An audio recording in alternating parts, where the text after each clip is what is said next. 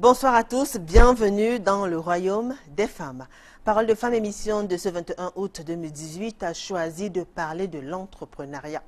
Nous parlons de l'entrepreneuriat féminin aujourd'hui et nous donnons la parole à ces femmes-là qui sont des chefs d'entreprise, ces femmes qui sont appelées à gérer les commandes, qui sont appelées à donner des instructions à des hommes et des femmes travaillant pour elles. Comment se passe leur quotidien? Quelles sont les difficultés auxquelles elles sont confrontées dans l'exercice de leurs fonctions? On en parle dans un court instant.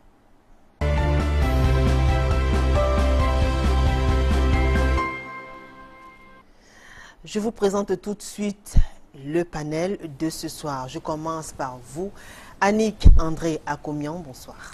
Bonsoir Julie. Comment allez-vous? Je vais très bien. Vous êtes magnifiquement habillée, c'est-à-dire vraiment comme la communauté musulmane est à l'honneur aujourd'hui. On souhaite déjà une bonne fête à toutes nos fidèles, à toutes les femmes musulmanes qui nous regardent. On les accompagne, c'est pour ça qu'on a porté cette tenue-là. Voilà, coloré. On essaie un peu d'être Adja, Amina, Maïtar et autres. Exactement. Mais vous, ce n'est pas votre cas? Non. Mais moi, je les accompagne hein, parce que c'est la fête. Ce sont nos frères. Hein. Ouais. Vous avez mangé du mouton quand même? Non, pas du tout, mais mes enfants en ont mangé. Très bien. Annick André Akomian, vous êtes justement chef d'entreprise. Vous gérez un cabinet de ressources humaines, en même temps un institut de formation en ressources humaines. Exactement. Vous êtes mariée, mère de 3 enfants. Vous vivez à Makepe? Oui. À Pisport, dans l'arrondissement de la 5e. Et vous êtes passionnée par le leadership, l'entrepreneuriat, vous détestez l'hypocrisie. Juste pour vous décrire en quelques mots. Jusque-là, nous sommes d'accord? Oui. Très bien. Annick, merci d'avoir accepté cette invitation. Je vous en prie, c'est un honneur. Nous parlons, sur ce plateau. D'accord. Nous parlons de l'entrepreneuriat aussi ce soir et on vous donne la parole à vous, ces Amazones-là, qui tenaient les commandes, car c'est le thème de ce soir.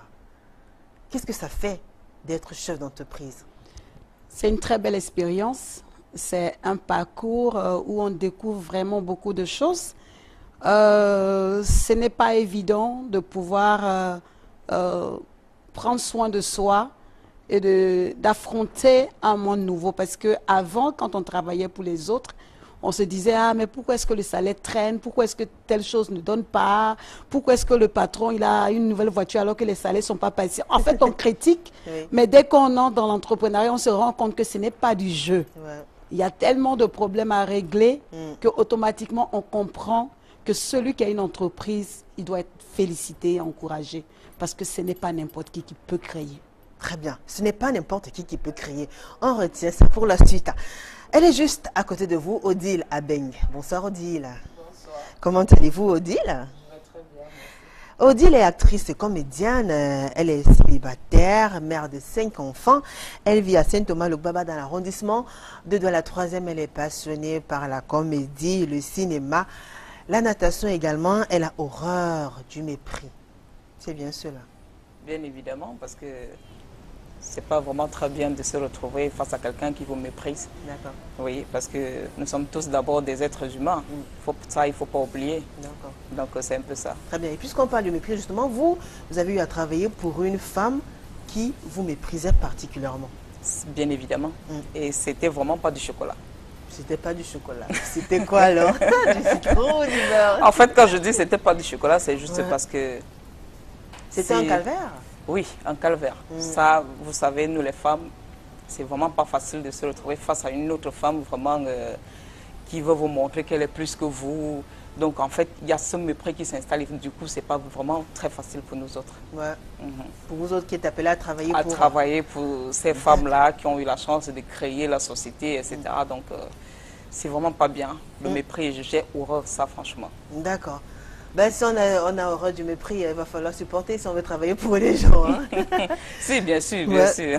Merci à vous, en tout cas, Odile. On aura le temps de parler de votre expérience, de nous raconter un peu comment ça se passait avec vos employeurs. Elle est là aussi, sur ce plateau, Mireille Nguété. Bonsoir, Mireille. Bonsoir, Julie. Comment allez-vous, Mireille? Je me porte comme un charme. Comme un charme. Bonne fête aussi à vous. Merci. J'en profite pour souhaiter une très bonne fête. à D'accord. tous mes clients Ouais. musulmans Mm. et plus particulièrement à mon voisin. D'accord. Il se reconnaîtra. D'accord, ben, je suis celui qui a gardé le mouton juste à côté, vous inquiétez pas. Très bien. Mireille est également chef d'entreprise, elle fait dans l'imprimerie. Elle est célibataire, mère de 2 enfants, 2 garçons, 2 magnifiques garçons. Elle a tenu à préciser cela. Vous n'étiez pas là, mais je vous le dis quand même. Elle vit à Koto, au lieu entre Chefferie, toujours dans l'arrondissement de la 5e. Elle est passionnée par la musique et la danse camerounaise. Elle déteste le mensonge. Ah, ben oui. Alors, madame, vous êtes à l'honneur ce soir. On a choisi de parler de ces femmes-là qui sont appelées à porter le pantalon dans les entreprises. Et je vous pose la même question que j'ai posée à Annick. Est-ce que c'est facile?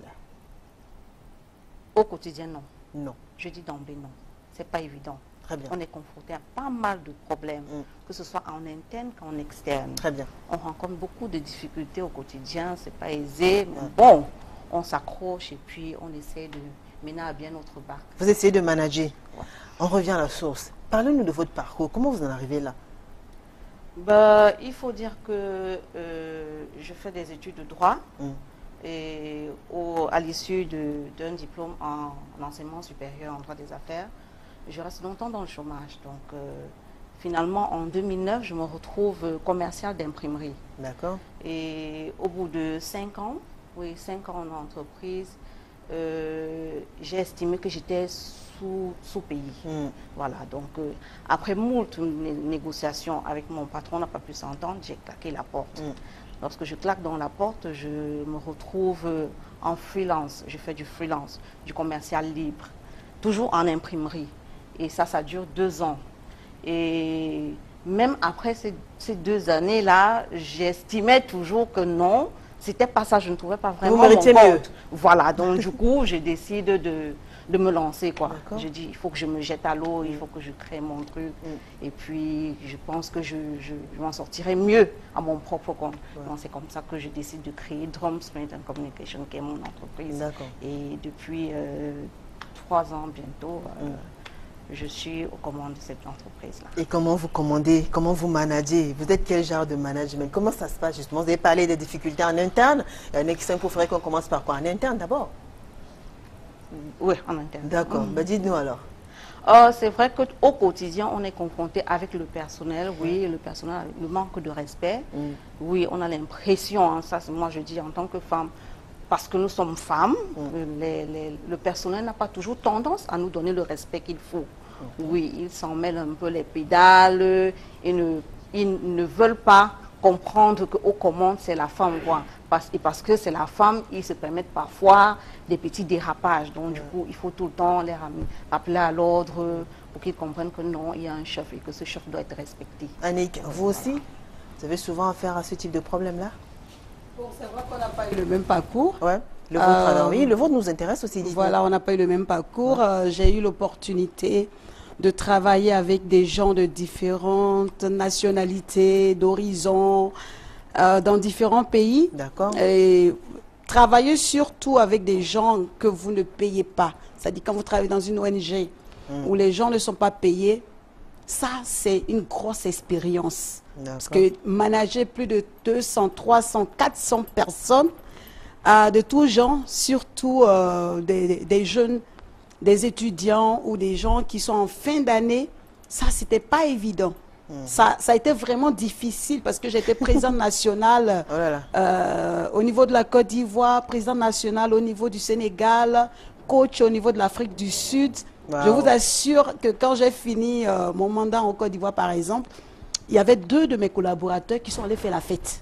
Pourquoi? Oui, parce qu'en fait, on est délivré de cette patronne qui nous cassait la tête. Non. Oui, ils étaient tellement contents d'avoir fini le mandat sous ma responsabilité. Bon, au lieu de pleurer, au lieu de dire qu'on s'en va, oui, parce qu'ils ont trouvé que j'étais trop dure, j'étais sur eux. Mais en fait, ce qu'on voulait, c'est qu'ils réussissent, c'est qu'ils soient meilleurs. Parce que quand tu es à la tête de quelque chose, on ne vient pas être directeur ou patron pour opprimer les gens. On vient pour les rendre meilleurs.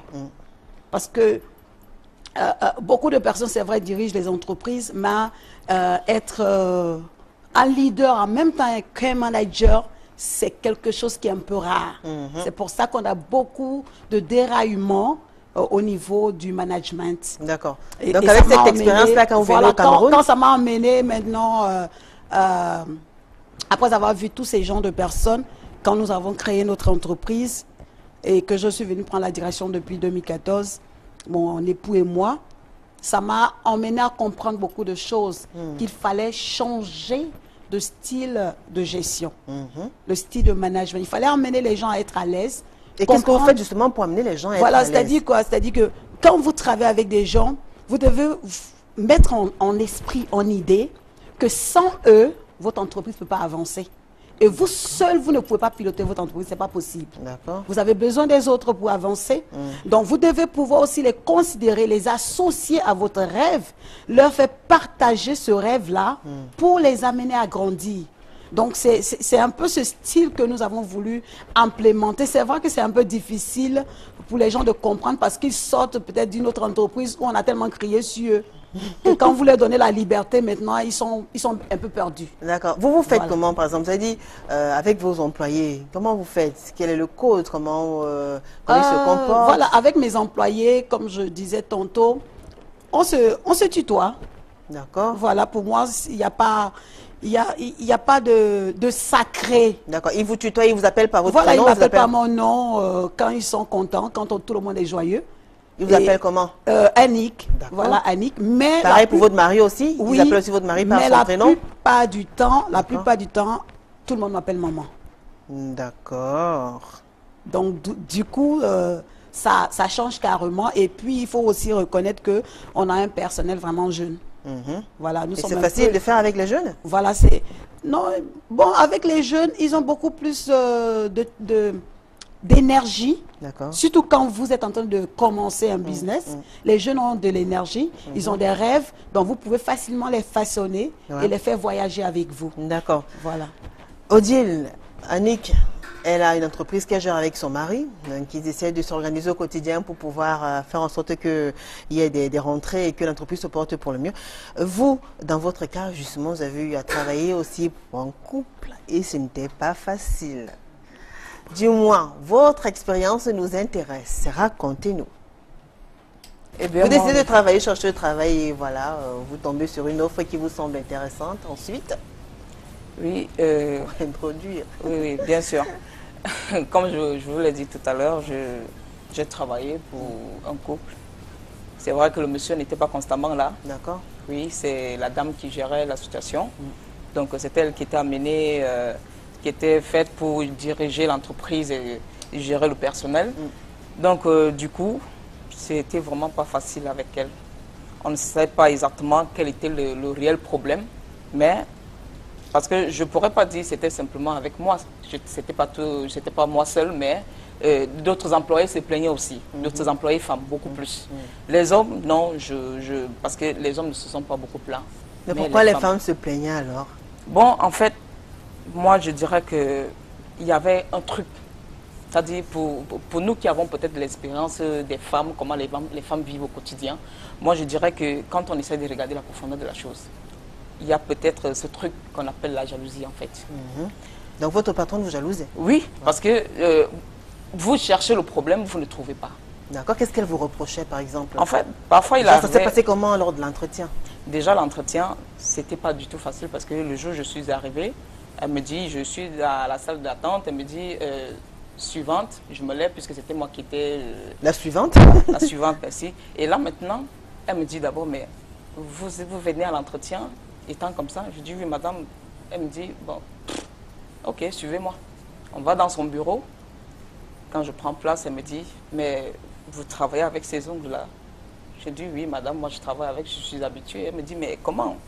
Moi je préfère que les ongles soient coupés, ça doit être plus court parce que ça peut vous empêcher de peut-être écrire avec le stylo ou je ne sais pas, puisque c'est dans le domaine du marketing. Vous pouvez arriver chez le client, peut-être vous ne pouvez pas tenir bien les dossiers, etc. Donc pour elle, moi je ne sais pas pourquoi est-ce qu'elle devait se référer à ces détails-là. Pourquoi ces détails l'intéressaient? Oui, pourquoi ces détails l'intéressaient? Bon, Ouais. j'ai pas du coup mis l'accent sur ça parce que j'ai juste mis basta. Je sais pourquoi je suis là. Bon, on a fait l'entretien, elle m'a retenu. Bon, maintenant, au cours de la situation, au cours du travail, on fait le travail, je faisais le travail comme il le fallait, je faisais le maximum d'efforts. En fait, je donnais le meilleur de moi-même. Mais il y avait toujours quelque chose qu'elle trouvait pour me reprocher, en fait.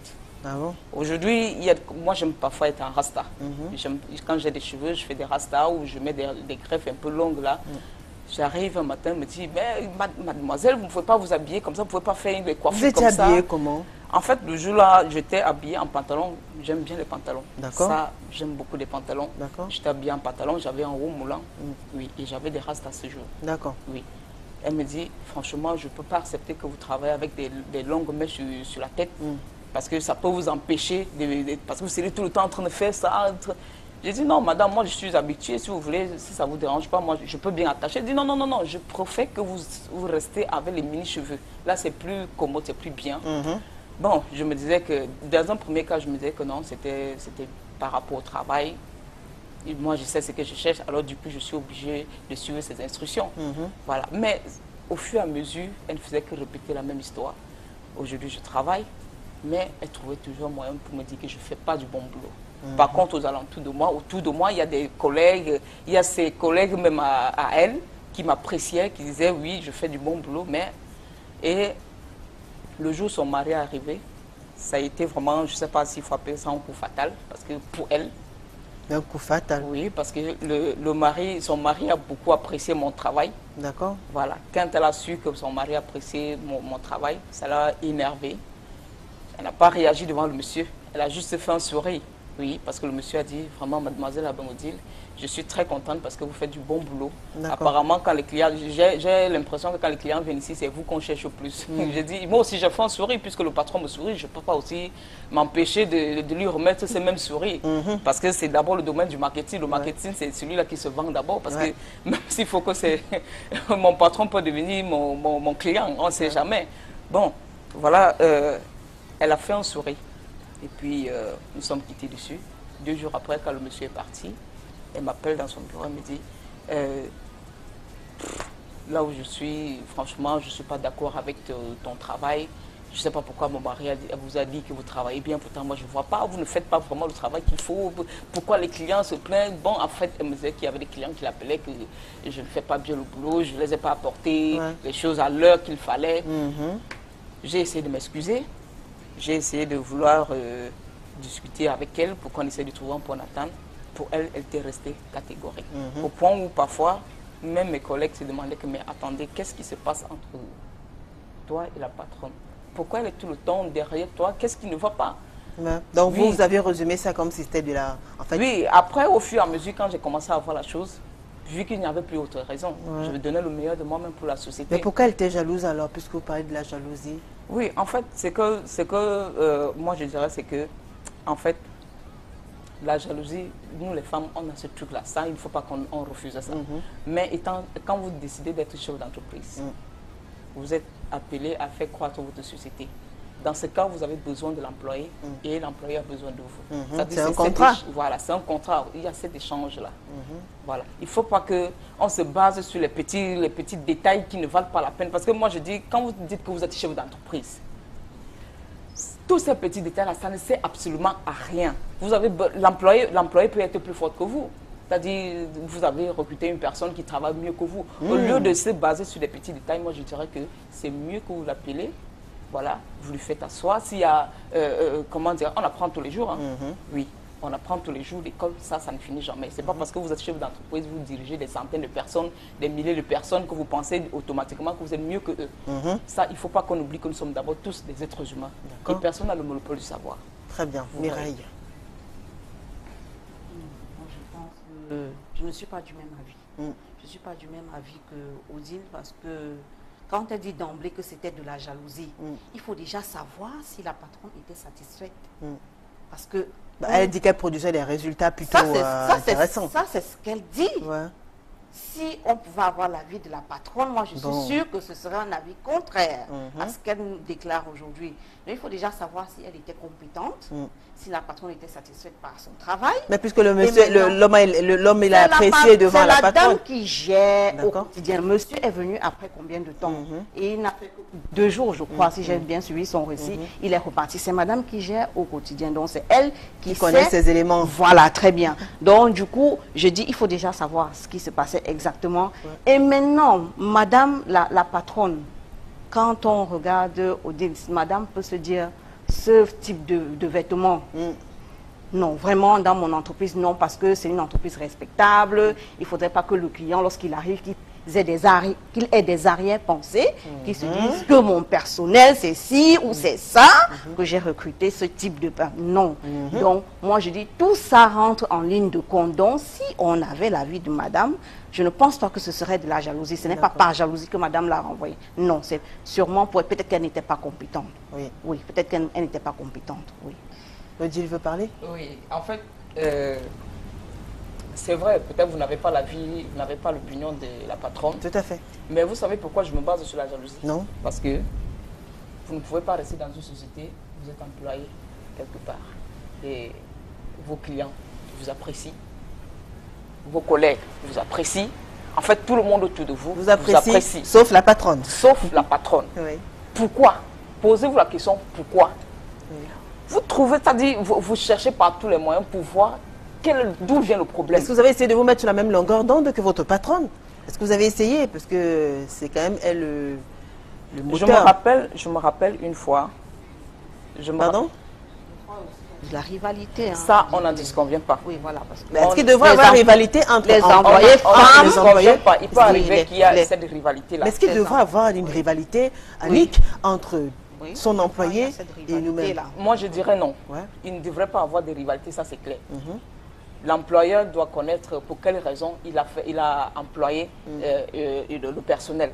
On a besoin de l'employeur pour faire croître la société. Nous, les employeurs, nous avons besoin de ces sous-là pour peut-être subvenir à vos besoins. Voilà. Donc, s'il y a déjà cette rivalité-là, c'est parce que peut-être nous-mêmes, on s'est laissé emporter. D'accord. Vous qui? Les employés ou les... Les employés et les patrons, parce qu'il y a déjà cette rivalité entre les deux personnes. Quand je dis, bon, moi je parle de la jalousie parce que j'ai tout fait, j'ai cherché par tous les moyens pour connaître d'où vient le problème.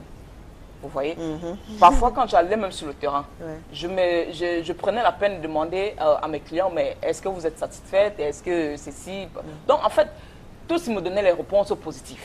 D'accord. Voilà. Donc, moi, je me suis basée sur ça parce que je ne vois pas autre chose. D'accord. Ce n'était que de la jalousie. Annick, justement, a eu des accrochages avec une de ses secrétaires. Vous lui avez fait des reproches sur son style vestimentaire. Est-ce que vous pouvez nous raconter un peu ce qui s'est passé? Et il n'était pas là, mais ça, vous m'en avez parlé en off.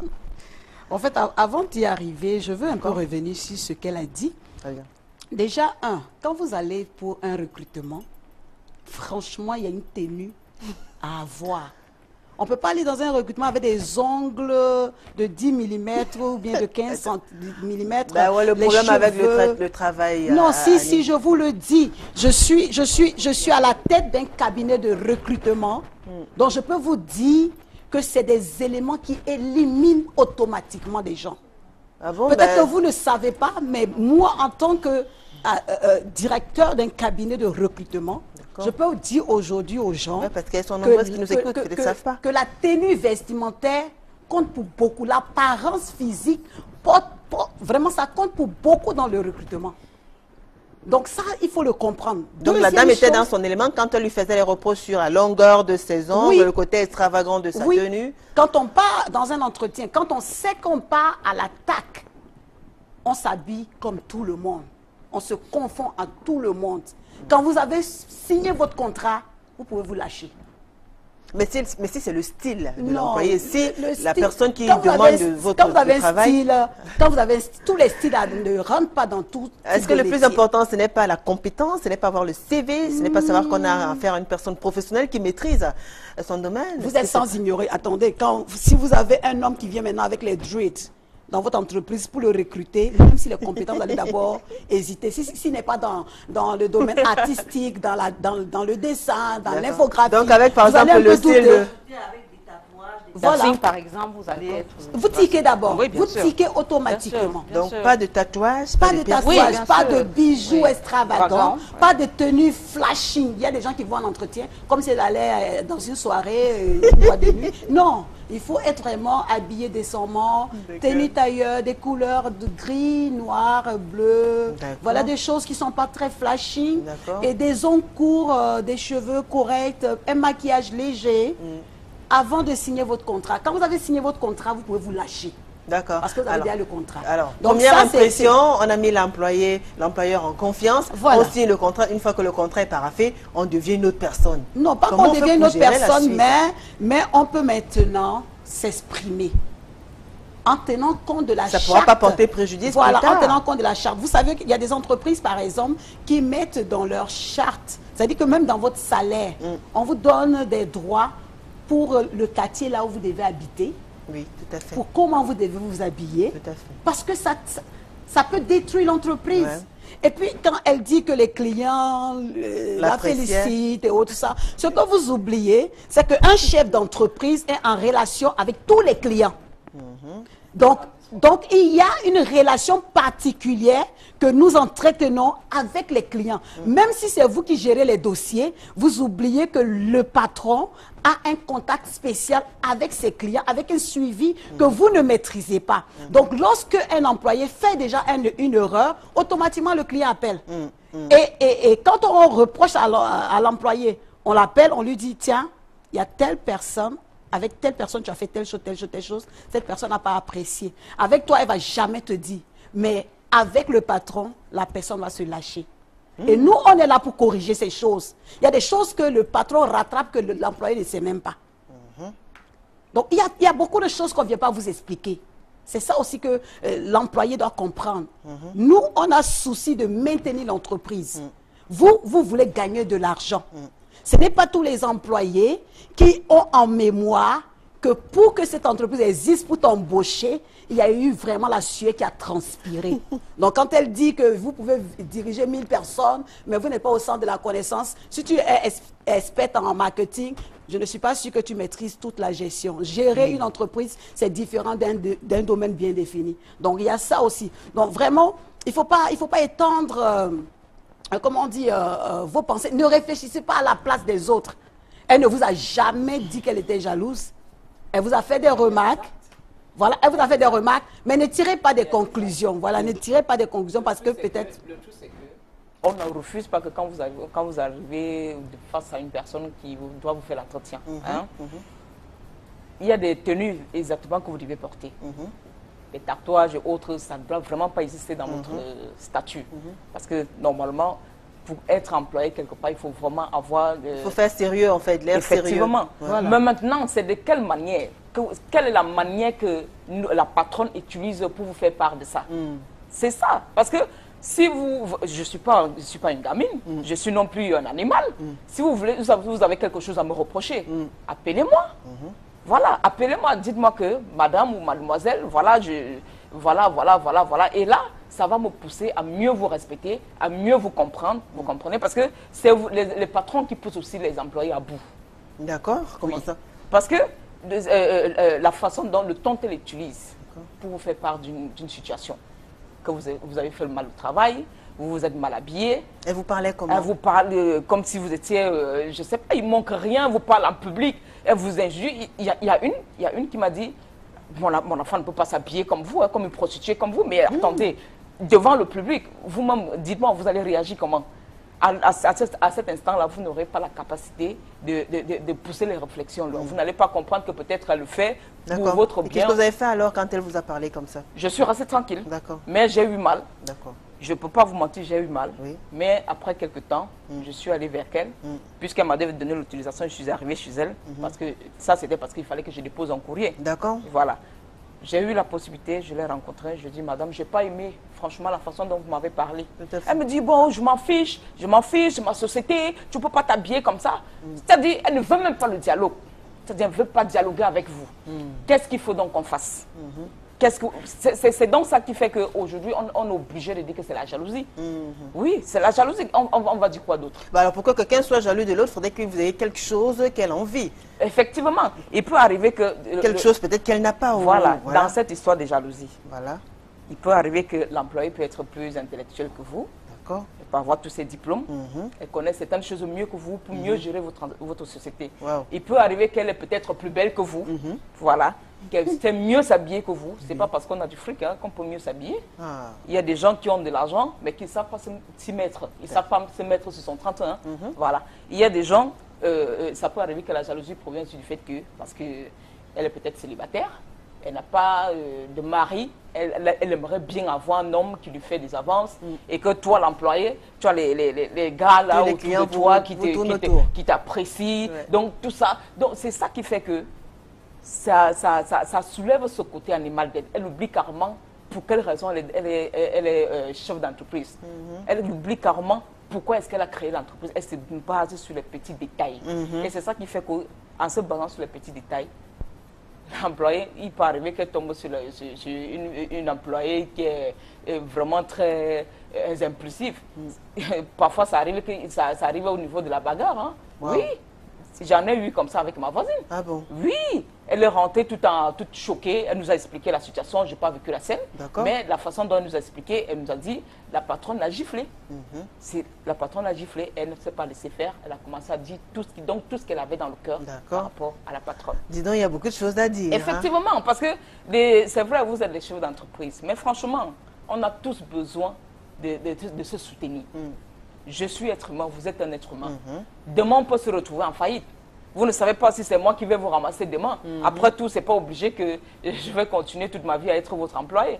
Demain, je peux créer ma société et vous venez travailler pour moi, ça peut arriver. On ne connaît pas là où la vie va nous amener. Tout à fait. Voilà, donc il faut utiliser les meilleures manières pour parler à une personne. Annick. Voilà. D'accord, Mireille. Voilà, je voudrais revenir encore sur le récit d'Odile. D'accord. Au départ, elle nous précise bien que dès l'entretien, on se plaint de son vestimentaire. Et je ne comprends donc pas que pendant qu'elle a été recrutée, elle a été retenue, elle n'essaie pas de corriger cela. Elle va vers la provocation, c'est-à-dire qu'elle provoque la patronne. Parce que la patronne lui a fait la remarque avant même qu'elle n'entre dans son entreprise. Qu'est-ce qui vous dit que je n'ai pas changé? Puisqu'elle vous a demandé de ne pas que son enfant ne pourrait pas s'habiller comme vous, comme il faut pas qu'on se voile. C'était une autre patronne. C'était la même patronne, non?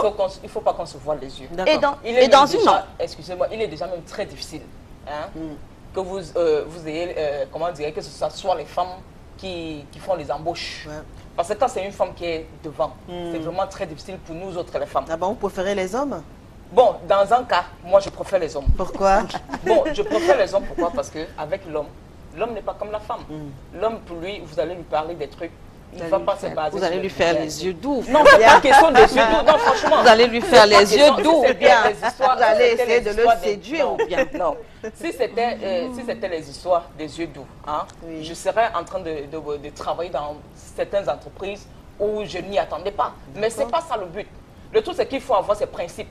Il faut avoir les principes dans la vie, vous comprenez. Mais je n'ai aucun problème à ce que les femmes embauchent. La preuve en est, je me suis retrouvée face à elle. J'ai supporté ce qu'elle a fait. Mais vous avez de la peine quand même quand vous trouvez une femme dans un bureau qui doit vous passer l'entretien. Effectivement, mais maintenant, puisque on a ce côté-là tous les deux, on dit deux corps de même nature se reposent. Mais vous ne pensez pas qu'il y a des femmes quand même qui peuvent vous passer des entretiens d'embauche de façon vraiment lucide, objective, et vous engager pour vos compétences parce que vous lui avez semblé intéressante, parce que vous avez eu le profil qu'elle veut et qu'elle vous recrute. C'est pour ça que je dis, j'ai rencontré des femmes sur le terrain qui ont été très sympas. D'accord. Très sympas sur le terrain, dans le domaine du marketing, qui ont été très sympas. J'ai beaucoup apprécié. Aujourd'hui, nous sommes encore des amis, malgré le fait que je ne travaille plus dans cette société. D'accord. Voilà. Donc, il y en a quand même qui se démarquent. Il y en a qui se démarquent, ça c'est clair. Ah, d'accord. Voilà, je dis, il y a parfois, tu arrives devant la femme. C'est parce qu'elle se dit que tu es un danger pour elle. Alors, elle est obligée de riposter. Elle est obligée de manifester ce qu'elle ressent. Parce danger dans quel sens? Danger, peut-être, comme je vous l'ai dit, il peut arriver qu'elle est célibataire. Voilà, elle se dit que peut-être autour d'elle, elle peut trouver un mec, peut-être son mariage, je ne sais pas, quelque chose comme ça. Et quand elle vous voit bien habillée, bien belle dans votre Vous allez tenue, empêcher qu'elle trouve ce mec-là parce que vous êtes bien habillé. ça, en venant, moi, je n'ai pas cette idée. Ça, il faut qu'on soit clair. Quand moi je viens pour le travail. D'accord. Voilà, je ne viens pas pour ça. Donc, D'accord. le truc, c'est que c'est très difficile. Très bien, c'est très difficile. Annick, parlez-nous un peu du clash avec l'une de vos secrétaires. Justement, Oui, pour rester oui, dans c'est toujours dans la même le logique du domaine, style vestimentaire, tenue l'impact que ça peut avoir. Tout à vestimentaire. fait. Voilà, on avait une stagiaire là qui... Elle a été recrutée et pendant presque une semaine, je voyais la même tenue. J'étais un peu choquée. Je dis, mais attends, est-ce que tu as... Je l'appelle dans mon bureau, je lui demande, mais qu'est-ce qui se passe? Est-ce que tu as des soucis à la maison? Elle me dit non. Est-ce que tu as des problèmes pour t'habiller? Elle me dit non. Je dis, bon... Et elle me regarde et elle me dit, mais madame, pourquoi vous me posez toutes ces questions? J'ai dit, ben ça... C'est parce que je suis un peu mal à l'aise de voir que vous avez toujours pratiquement la même tenue. D'accord. Elle me dit, ah mais madame, non, j'ai porté cela 2 jours et le 3e jour, j'ai changé de vêtements. Vous n'étiez pas là, vous étiez en mission, donc vous n'avez pas vu que j'avais changé.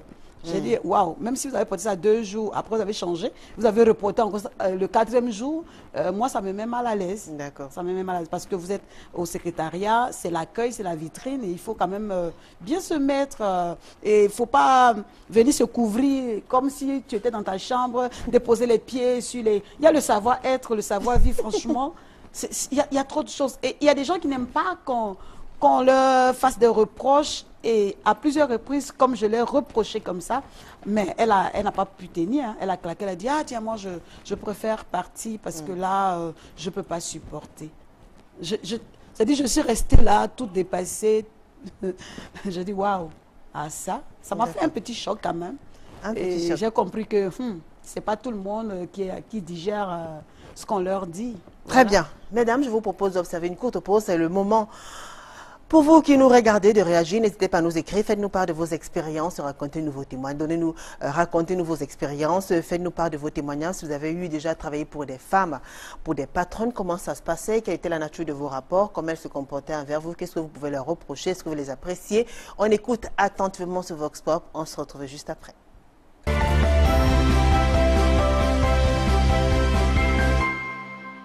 Je pense que la relation entre les femmes chefs d'entreprise et leurs employés doit être une relation normale, comme dans toutes les relations.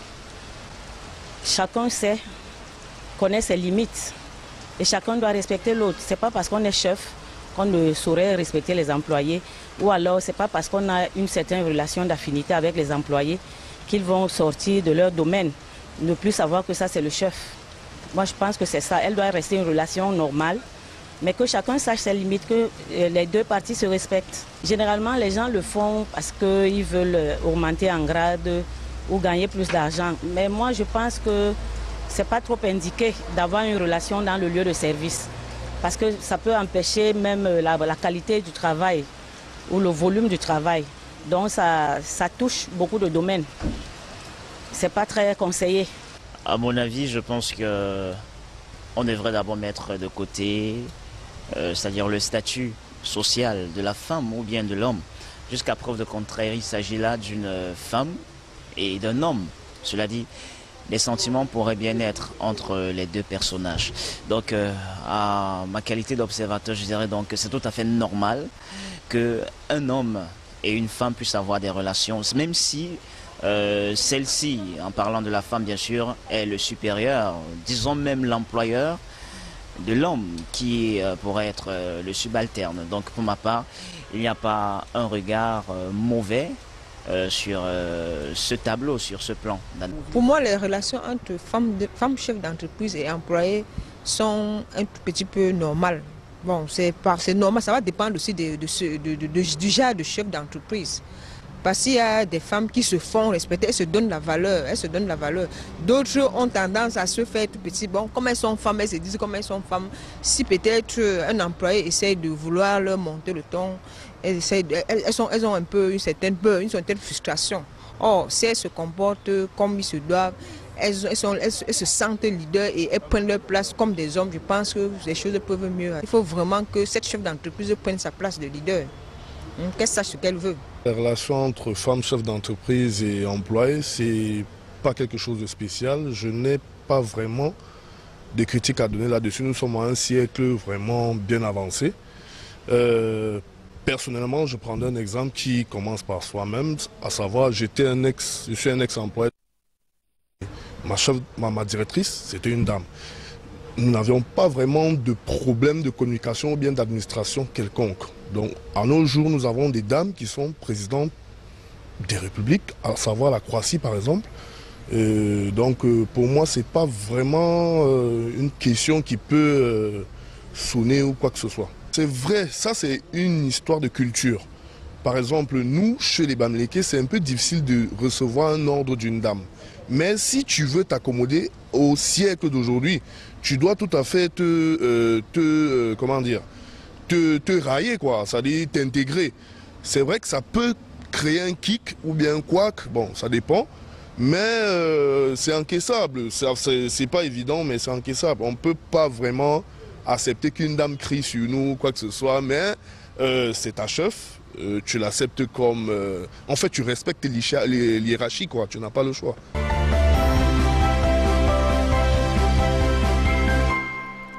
De retour sur le plateau de Parole de Femmes, si vous nous rejoignez juste à l'instant, sachez que ce soir, nous parlons de l'entrepreneuriat féminin. Nous donnons la parole à ces femmes, la chef d'entreprise, qui sont en train de nous raconter leurs expériences avec leurs employés, également aux employés aussi qui ont eu à travailler pour ces femmes-là.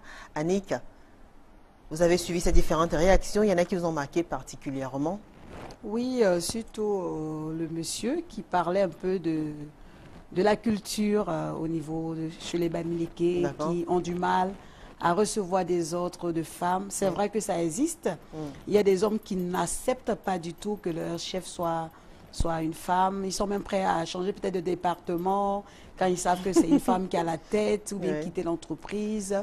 Mais il a souligné un point qui est très important. Nous sommes en train de vraiment évoluer. Et l'expérience aussi a montré que quand une femme est à la tête d'une entreprise, vraiment l'entreprise se porte mieux. Très bien. Odile, et vous alors? Eh bien, moi, j'ai beaucoup apprécié la dame qui disait que franchement, c'est pas parce qu'on est chef d'entreprise qu'il faut mépriser les autres. Il faut que chacun sache quelle est sa limite. Voilà. Donc moi, je soutiens vraiment sa thèse. Vraiment, c'est très logique. D'accord. Mireille? Je voudrais revenir sur le monsieur qui a parlé des relations entre employeurs, femmes et employés. Moi, je dis, pour se faire respecter, il ne faudrait pas que on mélange sexe et boulot. Sinon, on ne pourra pas faire asseoir son autorité. Parce que dès lors que le personnel comprend que madame entretient des relations particulières avec quelqu'un d'autre, du coup, tout peut se mélanger. Ou encore entre employés et employeurs aussi. Oui, voilà. Donc, moi, je dis, je ne suis pas d'accord. Je ne suis vraiment pas d'accord avec cela. Il faudrait qu'en tant que chef, qu'on soit vraiment le chef et puis qu'on n'entretienne pas des relations avec son personnel. On n'entretient pas des relations avec son personnel. Non. Très bien. Et justement, parlez-nous maintenant. Vous avez parlé des difficultés tout à l'heure en interne et en externe. Qu'est-ce que vous vivez exactement? Comment ça se passe avec les clients, les partenaires? Est-ce que c'est facile quand on est une femme d'aller négocier un contrat, de chercher à faire en sorte que je ne sais pas, qu'on ait certaines signatures, qu'on ait certaines facilités? Est-ce que c'est facile? C'est pas facile. Au quotidien, c'est vraiment pas facile. On est confronté à pas mal de problèmes. Avec les clients, ce n'est pas toujours évident. D'accord. Oui, ce n'est pas toujours évident. Avec eux, parfois, c'est ce qu'on appelle, entre guillemets, le droit de cuissage. J'espère que tout le monde comprend ce que ça veut dire. Le droit de cuissage, c'est quoi? Le droit de cuissage, c'est-à-dire que pour obtenir une commande, pour avoir une commande, pour être retenu dans une entreprise comme prestataire, parfois, il faut qu'on pose le dos sur le canapé. Voilà, donc c'est ce que j'appelle le droit de cuissage avec les clients. Des fois, pour être payé, donc après avoir presté pour être payé, c'est aussi un autre problème. C'est un gros problème pour être payé parce que quelquefois, ces comptables-là exigent également des faveurs, sachant que c'est une dame qui est à la tête de l'entreprise. Voilà. Également avec les services publics, c'est-à-dire les services des impôts. D'accord. Oui, on a aussi quelquefois des problèmes avec eux lorsque vous venez en tant que femme. ces hommes-là parfois vous torturent. Vous croyez que ça se passe mieux avec les hommes quand moi je raconte mon expérience de femme. D'accord, voilà, oui, tout à fait. En tant que femme, ils vous torturent, ils font de la rétention de dossiers. En fait, et dans votre fort intérieur, vous êtes persuadé que ils veulent tout cela autre parce que vous êtes une femme. Voilà, et qu'ils veulent autre chose. D'accord. Autre chose, c'est-à-dire que le gars te tourne en bruit, parce qu'il attend que tu comprennes le message. Il est en train de te passer un message à demi-mot, il faut que tu le comprennes. Donc ce n'est pas toujours évident. Et même avec nos partenaires, nos fournisseurs, on a beaucoup de problèmes. Ce n'est toujours pas évident avec eux. Très bien. Et vous, Annick, alors qui dirigez une entreprise avec votre mari, est-ce que c'est facile pour un couple de gérer des hommes et des femmes quand on sait que c'est monsieur qui est le vrai patron? Est-ce que vous arrivez à faire asseoir votre autorité? Bon, vraiment, on se partage les tâches. D'accord. On se partage les tâches, les territoires. Il y a des dossiers où, quand vous savez que ça sera une discussion très pointue, on demande au monsieur de partie, de gérer, parce qu'il y aura peut-être des questions, peut-être que vous ne sauriez pas donner les réponses.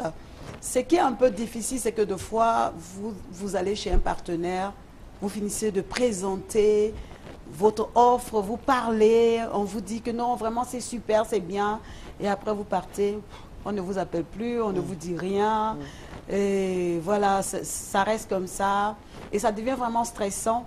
Des fois, il y a des gens même qui vous regardent, ils se demandent, est-ce qu'elle est capable Est-ce qu'elle est capable vraiment de gérer ce projet? Quand vous vous déplacez avec, par exemple, une équipe jeune, on vous regarde d'abord, parce que les gens veulent des entreprises qui ont déjà 20 ans d'expérience, mais ils oublient que l'entrepreneur, il faut l'encourager. Tout à fait. Il faut lui faire confiance, il faut lui donner des marchés. Parce que si la personne aussi n'arrive pas à avoir des marchés pour démarrer, quand est-ce qu'elle sera aussi expérimentée? Donc, il y a tous ces problèmes-là que nous rencontrons un peu sur le terrain. La confiance vis-à-vis des partenaires du dehors qui préfèrent les multinationales et les choses comme ça. Alors, quand on est femme et patronne, homme patron, enfin, lequel des deux a le plus une forte influence sur le pouvoir sur les employés? Qui se fait le plus respecter, la femme ou l'homme? Chez nous, il y a par exemple des fois où mon mari dit tu sais, il ne faut pas faire confiance à 100% avec vos employés parce que ce n'est pas tous les employés qui sont autonomes. Quand tu donnes des instructions, il y a ceux qui ne vont jamais se lever et le faire. Il y a des gens qui ne vont jamais prendre des initiatives. Il y a des employés comme ça, eux, ils ne prennent jamais d'initiative. Tant que vous n'êtes pas venu, vous leur dites telle ou telle chose, ils sont là. Vous êtes obligé de tout vérifier jusqu'au courrier. Ça aurait été différent si c'est votre mari qui avait donné ces instructions-là? Oui, parce qu'ils se disent que lui, c'est le professionnel, c'est l'expert dans le domaine. Donc, quand il parle, alors c'est que c'est vraiment le Nouveau Testament qu'on a ouvert. D'accord. Et vous faites donc quoi à ce moment-là? À partir de ce moment-là, ça devient un peu frustrant. Et ça vous amène à comprendre que quand vous dirigez une entreprise dont vous n'êtes pas à la base l'expert, ça peut emmener les employés à vous sous-estimer. Parce qu'ils se disent que elle n'est pas la professionnelle, elle est juste là pour gérer. Il y a quelqu'un même qui a demandé une fois, pourquoi est-ce que c'est vous qui dirigez l'entreprise? On aurait pu peut-être recruter une autre personne pour la conduire. Voilà. Et je leur ai dit, vous savez, être à la tête d'une structure, ce n'est pas forcément le diplôme. C'est un don. C'est parce qu'on vous a vu diriger des mains de chef qu'on vous donne l'opportunité encore de conduire. Et mon mari, il est arrivé à me dire, franchement, chapeau. Je dis, pourquoi? Il dit, non, la façon dont tu diriges, j'ai rencontré d'autres gérants, d'autres managers dans d'autres entreprises, mais vraiment, tu es meilleur que beaucoup de personnes que je connais. Donc, vous savez, malgré que vous soyez étrangère, enfin, vous ne soyez pas une experte, vous avez réussi à vous imposer. Oui, parce qu'on a quand même l'expertise, on a le discernement, on a d'autres atouts. Oui, parce que Odile parlait, par exemple, de ces employés-là qui sont très souvent jalouses du background de leurs employés. Parce que parfois, il y en a qui ont fait de longues études, plus que leur patronne, et très souvent, ça crée des frustrations. Et puis voilà. Oui, ça peut arriver. Vous pouvez déconseiller à un patron d'employer quelqu'un qui a fait plus d'études Non, au contraire, c'est encouragé. Voilà. Au contraire, c'est encouragé parce que quand quelqu'un n'a pas étudié, il faut bien qu'il s'entoure de personnes qui connaissent le métier pour pouvoir le faire. Parce que tu peux avoir l'argent, mais tu n'as pas l'expertise. D'accord. Donc, tu dois te faire entourer. Très bien. Donc, ça ne devait pas être un problème. Et on n'a pas besoin de jalouser, de se jalouser par rapport Et à justement, cela. comment on devrait Voilà. parler? Pourquoi devrait-on parler de jalousie en entreprise? En fait, moi, je pense que ce qu'elle a soulevé, bon, c'est vrai qu'il y a des femmes qui sont devenues chefs d'entreprise du jour au lendemain. D'accord. Elles ne savaient jamais qu'elles allaient être chefs d'entreprise. Voilà. Parce que peut-être j'ai marié le bon mari qui m'a donné les moyens, donc j'ai ouvert. Donc, il faut que tout le monde sache que c'est moi la patronne. Et dès que je suis devenue patronne, automatiquement, je change d'attitude, je change de mes amis, je ne cause plus avec tout le monde. Parce que même entre nous, femmes, il y a ce qu'on vit entre nous, chefs d'entreprise. Il y a ce qu'aussi on vit. Parce qu'il y a des chefs d'entreprise, par exemple, elles se disent... quand tu es chef déjà, il faut avoir des lunettes, il faut s'habiller comme ça, il faut changer sa voiture, il faut plus parler avec n'importe qui, il faut changer de quartier. Bon, vraiment, il y a tout ça. C'est vrai qu'il y a beaucoup de personnes comme ça. Bien sûr. Oui, ils n'ont jamais pensé qu'ils allaient arriver à ce niveau-là. Pourtant, qu'est-ce qu'il faut faire? Pourtant, il faut vraiment être en symbiose avec son personnel pour avoir un très bon rendement. Parce que une entreprise, c'est d'abord la ressource humaine. Très bien. Et puis on parle trop de familiarité engendre le mépris. Tout à fait. Dans votre cas, par exemple, vous permettez à vos employés de vous appeler par votre prénom. Et oui. Comment vous faites pour éviter qu'il y ait du mépris? Bon, que cette familiarité-là ne finisse pas par vous porter préjudice, par créer des problèmes plus tard. Parce qu'il y a une certaine familiarité, laisser aller peut-être. En fait, il faut être au-dessus de toutes ces choses. D'accord. Parce que quand quelqu'un t'appelle par ton nom, ça ne diminue pas ce que tu es. D'accord. Ou qui tu es. Quand toi-même tu sais d'abord qui tu es.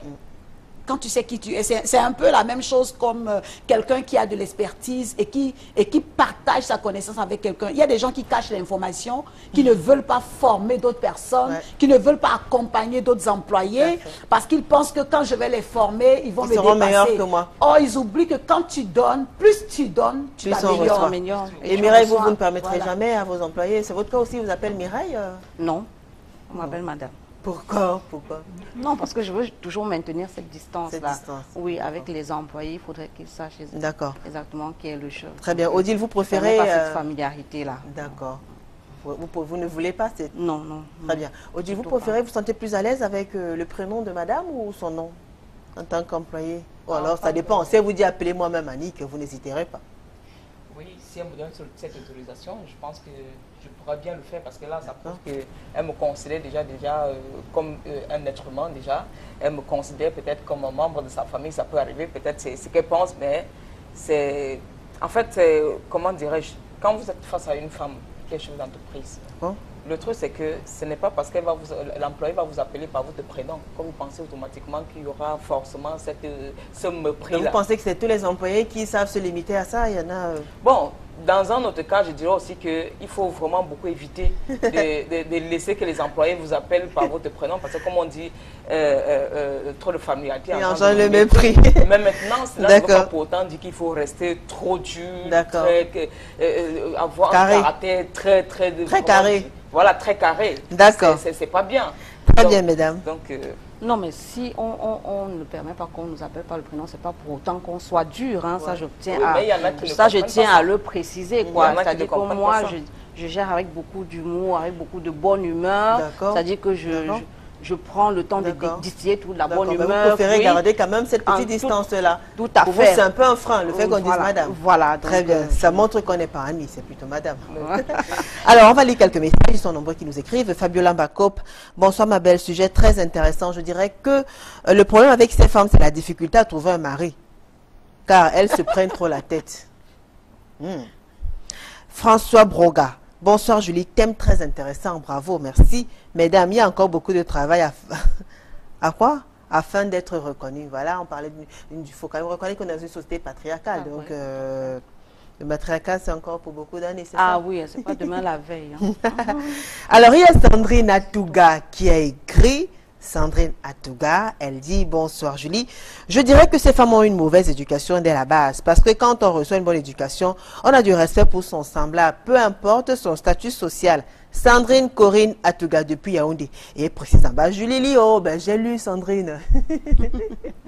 Très bien. Alors il y a Georgette Titandé qui dit « Bonsoir Julie, très beau thème et les invités de valeur, bisous, merci. » Diane Sarango Kwang, fidèle téléspectatrice de Parole de Femmes. Ici en Amérique du Nord, Madame Abeng ne serait pas retenue pour une compagnie style assurance, finance, etc. Même en tant que réceptionniste, parce que sans vouloir l'offenser, ce n'est pas assez classique. Je pense tout de même que certains chefs d'entreprise font mal le distinguo entre fermeté et rivalité. Parce que même si le contexte camerounais, qui veut que la femme soit peu représentée ou respectée dans ce type de responsabilité, un chef est d'abord celui qui stimule, encourage et accompagne pour un meilleur environnement de travail. Bisous depuis Montréal au Canada. Vous êtes d'accord? Vous serez disqualifié. Joseph Numbisi Wambo, fidèle téléspectateur également. Julie, votre femme du milieu veut développer un complexe de supériorité devant toute patronne parce qu'elle se croit d'office plus jolie. Elle gagnera à être un peu plus humble car l'entreprise est une réalité fort complexe qu'elle ne peut pas maîtriser. De l'humilité, Madame Miss Monde. Oh, écoutez. Suzanne Victoire Koualal. J'ai raté, je devrais être sur le plateau. Mon cœur saigne, ma Julie adorée. Je vais me contenter de regarder depuis le Gabon. Très beau thème comme toujours. Merci. Bisous à vous, Suzanne. Alors, il y a Rodrigue Sadio. Bravo, Julie. Et je vois que ma préoccupation, il y a 3 semaines, a été prise en compte. Merci d'être à l'écoute. Je vous en prie, monsieur. C'est normal, on est là pour vous.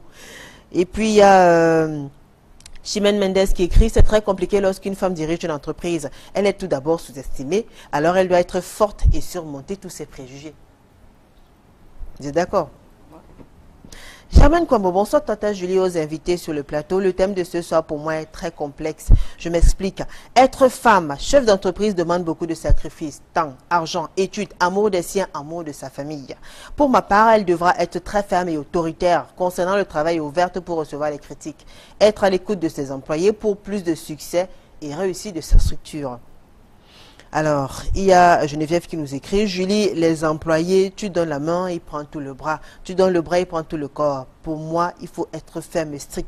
Ne jamais permettre à un employé de te dire n'importe quoi. Ne jamais permettre à un employé de te manquer du respect. Toi-même, patronne, tu dois être un modèle. Pire encore, si vous travaillez avec votre mari, vous deux, vous devez former une seule équipe. Car c'est à partir de vos faiblesses que les employés vont vous détruire et ruiner l'entreprise. Vous êtes d'accord, vous, Annick, qui travaille? Oui, ça c'est sûr. Hein. C'est votre leitmotiv à votre mari, vous formez une équipe. Oui. Parce que c'est ça.